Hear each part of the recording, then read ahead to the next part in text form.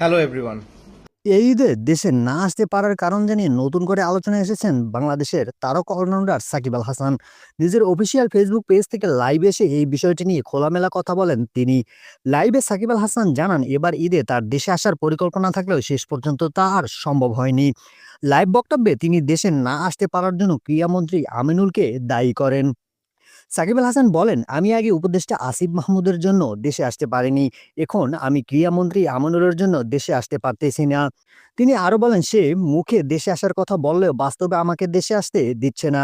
সাকিবের দাবি, তার এই ঈদে দেশে আসার কথা ছিল, পরিবার পরিজনের সঙ্গে সময় কাটানোর পরিকল্পনাও ছিল, কিন্তু শেষ পর্যন্ত তার বাস্তবায়ন হয়নি। এই মন্তব্য প্রকাশের পর সামাজিক যোগাযোগ মাধ্যমে শুরু হয়েছে ব্যাপক আলোচনা ও সমালোচনা। অনেকেই বিষয়টি নিয়ে বিভিন্ন মতামত দিচ্ছেন, আবার কেউ কেউ পুরো ঘটনাটির পিছনের কারণ জানার দাবি তুলেছেন। আপনার কি মনে হয় এই ঈদে সাকিব দেশে না আসার জন্য কে দায়ী? অবশ্যই কমেন্ট বক্সে কমেন্ট করে জানাবেন। ভিডিওটি ভালো লাগলে লাইক করবেন এবং চ্যানেলটি সাবস্ক্রাইব করবেন।